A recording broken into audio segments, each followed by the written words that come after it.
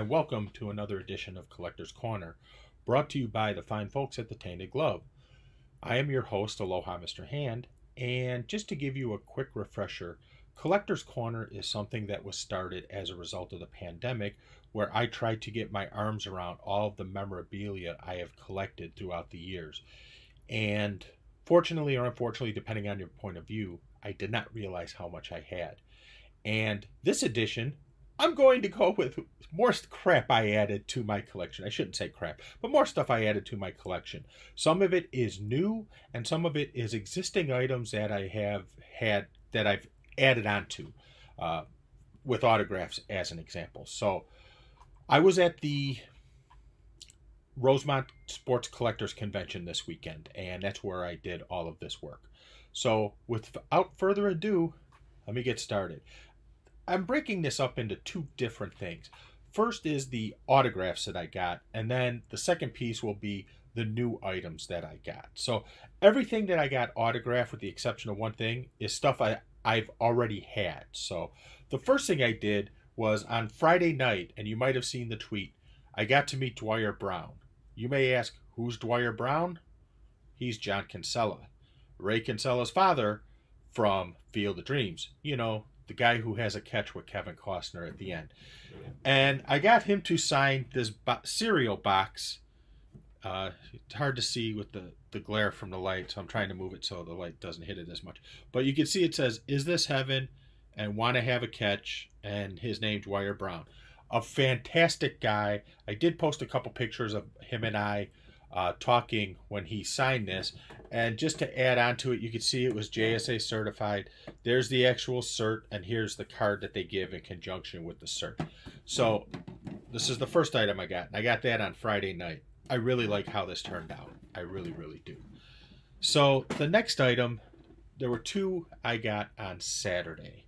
And one of the things I have been doing, and I started this in 2018 and been working on it slowly since then, is I have a Hall of Fame bat. Let me turn it the right way so you can see. So you can see it's got the Hall of Fame logo and a bunch of signatures on there.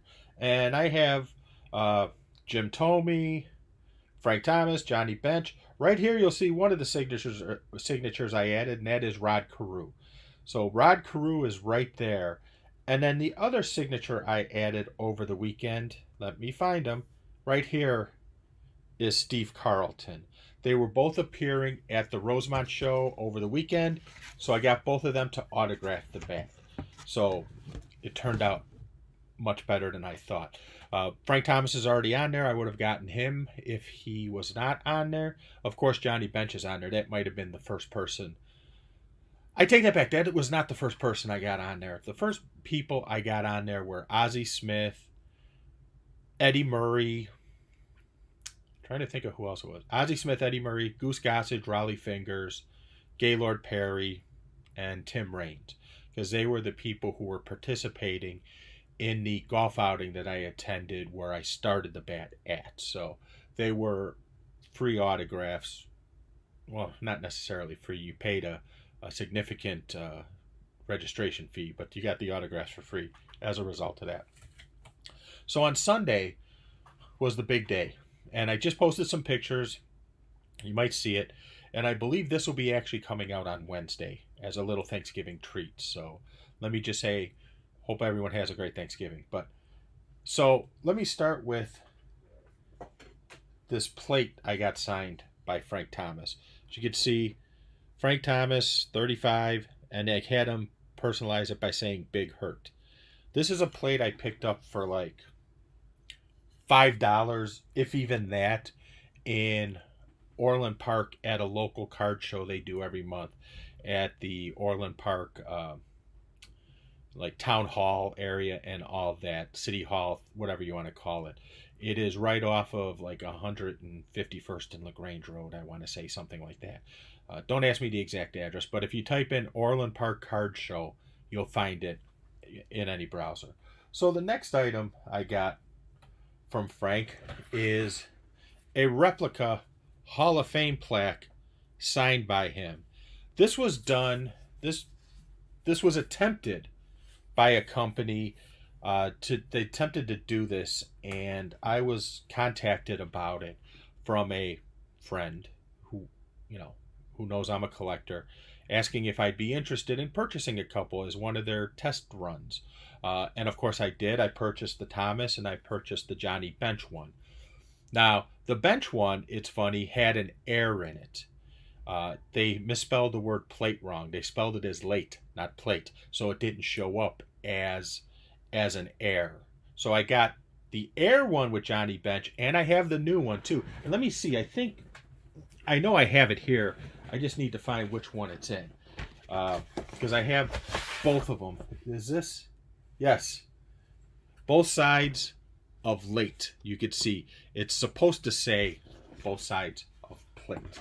So this is the air one, and then I have the quote unquote good one that says both sides of plate.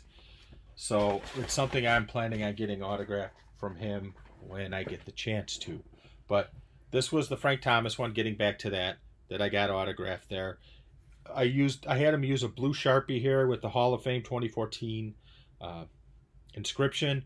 It turned out so much better than I thought. I am thinking about actually getting this framed. I wanted to get it authenticated, do the JSA day of authentication, but the line was just too freaking long and the place was trying to close down. So I'm going to try and get this authenticated at some point. Hopefully PSA or JSA comes around to one of the local shops and does some autograph authentication. I can get it done there. The next item is something I found that I find fascinating, unique, and different. This is a ticket from August 5th, 1990, and I have to handle delicately. This is a ticket from August 5th, 1990. What is the significance of that? It was a Sunday. It was a day game. It was his third career game. Remember, he debuted Friday night in Milwaukee, him and Alex Fernandez. And he got career hit number 3 in this game and his first career double in this game. I showed it to him. He immediately knew when and where it was from. He said, "Is that my debut weekend?" I'm like, "Bet it is, Frank." He's like, "That is cool." So I got a cool from Frank Thomas, so I was ecstatic. And let me just say, Frank was in a fantastic mood. Very talkative, very cheery. My friend Joe was with me, who got him to sign a 93 All-Star Game bat. He had already had Jack McDowell sign it, and then Frank added on to it since they were the two of the representatives from the White Sox in the 93 All-Star Game. So now that I got that done, those were all the autographs I got over the weekend. I did manage to acquire some other stuff. Don't ask why. I don't know. It's fucking addictive. But the first thing I got is what's called Phantom Tickets. This is a Phantom ticket set for the 1977 American League Championship Series and World Series. As you can see with the Sox Batterman logo on there, they would have hosted games 3, 4, and 5. As you know, Kansas City went on a ridiculous winning streak in about August of 77 and finished with like 102, 103 wins to win the division going away. Unfortunately, the Royals lost to the Yankees, and 1977 is forever known as the day Mr. October. He already won 3 World Series, mind you, but the day Mr. October was born with Game 6 of the 1977 World Series, where Reggie Jackson hit 3 homers on 3 consecutive pitches. Side note, he took a walk on 4 pitches in that game. Did not take the bat off his shoulder. Then he hit the homers in his next 3 at-bats. And in Game 5 of the World Series on the Sunday afternoon at Dodger Stadium, he hit a home run in his last at-bat as well. So just a little history for you. But a couple of things I picked up, and one is a move for the next show in March, and I'll explain that when I get to it. The first thing I got is a ticket stub from Game 3 of the 1976 National League Championship Series. This is a game that was hosted at Cincinnati. It was Cincinnati versus Philadelphia. And the Reds swept the Phillies in that series on their way to sweeping their way through October. They swept the Phillies in that series. Remember, it was only best of 5 in the division series then. and then they swept the Yankees 4 straight in the World Series, with the final 2 games, games 3 and 4, being played at Yankee Stadium, and Johnny Bench hitting 2 home runs in the final game in Game 4 to win the series for the Reds and win the series MVP as well. I think you can guess why I bought this ticket. Hint, hint, nudge, nudge. And we'll get to that in a minute. Another ticket I found, which I thought was fascinating and is something that's definitely, once you get it autographed by a certain person, can jump exponentially in value because of what it is. This is a ticket from Game 1 of the 1971 American League Championship Series, hosted by the Baltimore Orioles. In that series, the Orioles played the Oakland Athletics. It was the beginning of what would become the Oakland Athletic Dynasty in the early 70s. Remember, they were swept by the Orioles in 71, came back and won the World Series in 72, 73, and 74, and then lost in the ALCS by being swept by Boston in 75. What's significant about this ticket, you may ask? This ticket represents the first playoff game ever played by Mr. October, Reggie Jackson, as well as another Hall of Famer for the Oakland Athletics at the time, Raleigh Fingers. This, I think, will do very nicely if I can get one or both of them to autograph this. That's why I picked this up. Put Reggie on this and maybe an inscription of Mr. October. I think you're talking a very nice piece. Okay, moving on. Oh, I forgot to show this. This is the picture of me and Frank together today. I had it printed out, and then I had him autograph it. As you can see, I'm playing games with the lights here. To Pete, best wishes, Frank Thomas. So that's the picture I took with him and had printed out. Now, this is related to a previous ticket I showed you. The significance of this is it is a World Series program, and it represents the 1976 World Series. And what it represents is the dominance of the Big Red Machine. And I picked this up because of its for the 76 World Series. It came with a ticket stub. You see there, 76 World Series Game 3. It was the 76 World Series, as I mentioned earlier, based on the playoff ticket, was the Cincinnati Reds, the Big Red Machine, versus the New York Yankees. The Reds won in 4 straight games. Now, I picked this up for 2 specific reasons. One, Game 3 of the 1976 World Series was the first World Series game played in the newly reconstructed Yankee Stadium. Remember, they closed it, I believe, in 72 and basically had the Yankees playing at Shea Stadium for 2 or 3 seasons. I can't remember. Maybe 2 seasons. I think the final game there was 73. The Yankees played in Shea in 74 and 75 and reopened new Yankee Stadium, which has since gone, in 1976.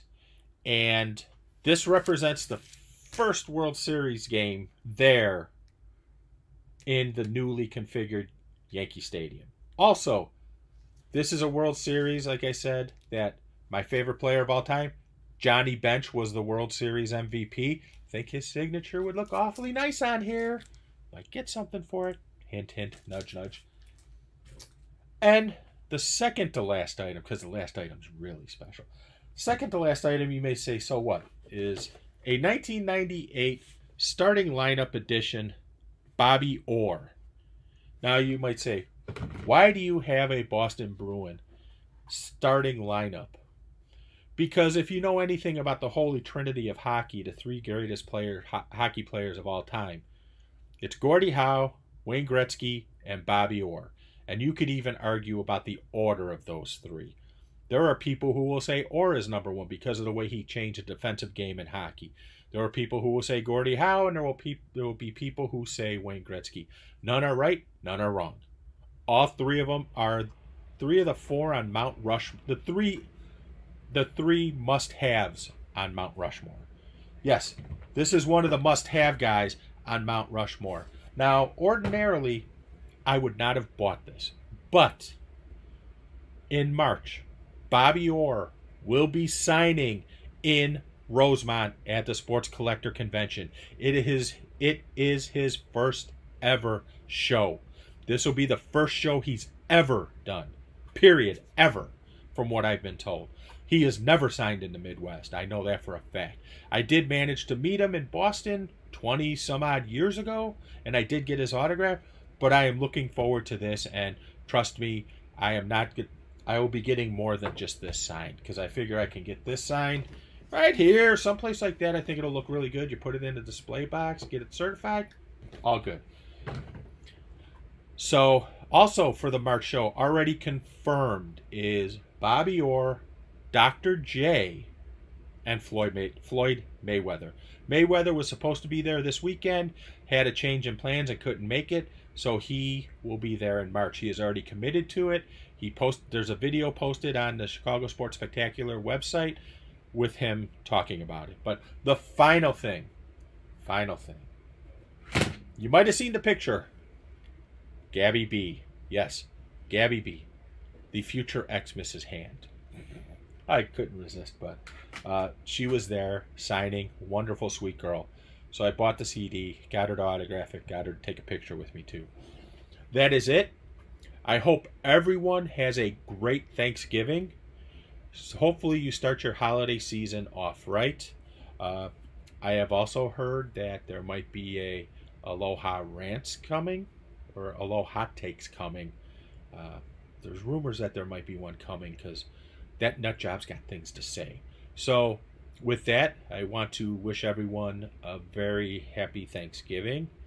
I want to tell everyone, please join us on the Tainted Glove. Yumper and Zvo will be releasing a show. They should have released it already by the time you see this on Wednesday.